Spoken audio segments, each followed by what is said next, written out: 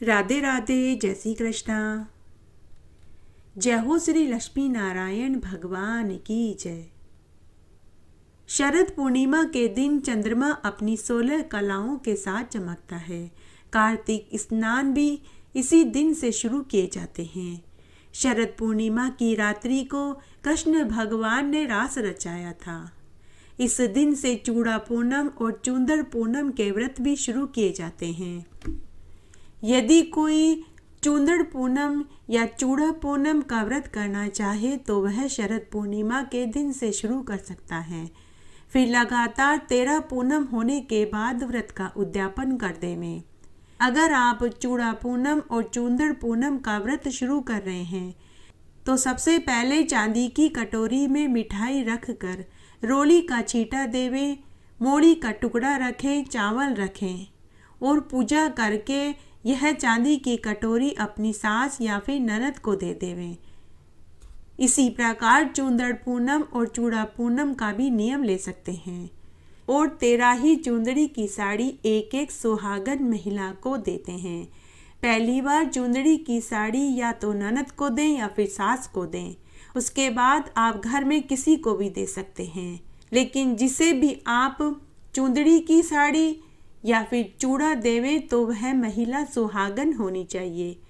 तब पूजा करते समय एक थाली में चुंदड़ी की साड़ी रखें, उसके ऊपर रोली का छींटा देवें, मोली से साड़ी को बांधें और संकल्प लेवें कि मैं शरद पूर्णिमा से चुंदड़ पूनम या फिर चूड़ा पूनम का व्रत कर रही हूँ। अब मैं लगातार 13 पूर्णिमा तक व्रत करूँगी और एक एक साड़ी हर महीने एक सुहागन को दूंगी। उसके बाद 13 पूनम का व्रत करके व्रत का उद्यापन कर दूंगी। इस तरह से अगर आप शरद पूर्णिमा के दिन से चुंदड़ पूनम या चूड़ा पूनम का व्रत ले रहे हैं तो फिर लगातार 13 पूर्णिमा तक व्रत करें और फिर इस व्रत का उद्यापन कर दें।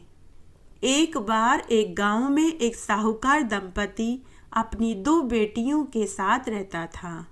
जब उसकी दोनों बेटियां थोड़ी समझदार हुई तो साहूकार दंपति ने अपनी दोनों बेटियों से भी शरद पूर्णिमा का व्रत करवाया। तब हमेशा की तरह उन्होंने संध्या के समय खीर बनाई जिसमें काजू, बादाम, दाख, मावा, मिश्री डाला। साहूकार दंपति ने उस खीर को शरद पूर्णिमा की चांद की रोशनी में सफ़ेद कपड़े से ढककर छत पर रख दिया ताकि वह खीर प्रसाद बन जाए और उस खीर का भोग सबसे पहले ठाकुर जी को लगाया जाए, बाद में प्रसाद के रूप में सब में बांटा जाए और अंत में स्वयं खाया जाए। उसके बाद साहूकार दंपति ने अपनी दोनों बेटियों के साथ पूर्णमासी का व्रत खोला और रात्रि में दोनों साहूकार दंपति भोजन खाकर अपनी दोनों बेटियों के साथ सो गए। साहूकार दंपति और बड़ी बेटी को तो सोते ही नींद आ गई, लेकिन छोटी बेटी को नींद नहीं आई। तो वह अपने माँ, बाबूजी और बड़ी बहन के सोने के बाद उठी और छत पर गई। उसने एक कटोरी भर कर खीर खाई और सो गई। इस तरह छोटी बेटी का शरद पूर्णिमा का व्रत खंडित हो गया। इस तरह समय बीतने लगा। जब दोनों बेटियां विवाह लायक हुई तो इसे संयोग ही कहें कि एक ही नगर में एक ही दिन दोनों बहनों का विवाह हो गया। विवाह के बाद बड़ी बहन व छोटी बहन दोनों को एक एक पुत्र पैदा हुआ, लेकिन छोटी बहन का पुत्र पैदा होते ही 7वें दिन मर गया। इस तरह बड़ी बहन के 7 पुत्र हुए और वे सभी स्वस्थ, निरोगी और दीर्घायु पैदा हुए, लेकिन छोटी बहन के पुत्र होता वह होते ही 7वें दिन मर जाता।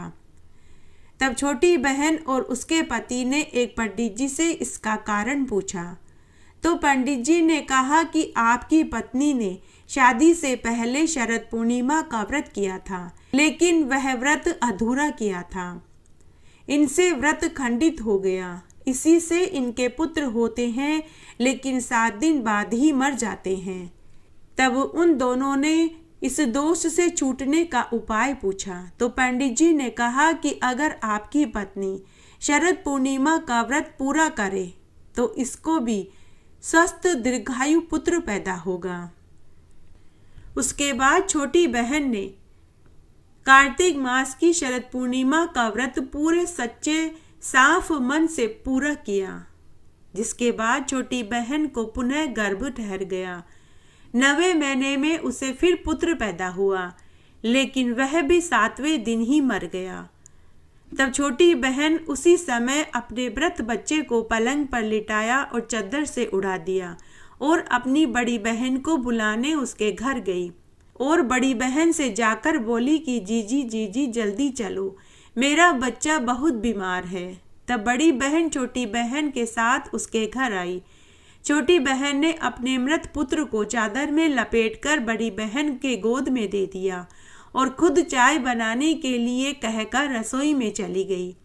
बड़ी बहन ने बड़े ही प्यार से अपनी छोटी बहन के बच्चे के सिर पर हाथ फेरा तो वह पूर्णिमा व्रत के पुण्य प्रताप से जीवित हो गया और रोने लगा। बच्चे का रोना सुनकर छोटी बहन रसोई में से आई और अपनी बड़ी बहन के चरणों में गिरकर माफी मांगने लगी और बोली कि दीदी, मेरा पुत्र तो सुबह ही मर गया था। यह तो तेरे शरद पूर्णिमा के व्रत के पुण्य फल से तेरा हाथ लगते ही जीवित हुआ है। तब छोटी बहन और उसके पति ने पूरी नगरी में यह ढिंडोरा पिटवा दिया कि सभी को शरद पूर्णिमा का व्रत करना चाहिए और व्रत को बीच में खंडित नहीं करना चाहिए। घटती हो तो पूरी हो तो परवान चढ़े, भूले बिसरे नाम तेरे भंडार में भरे।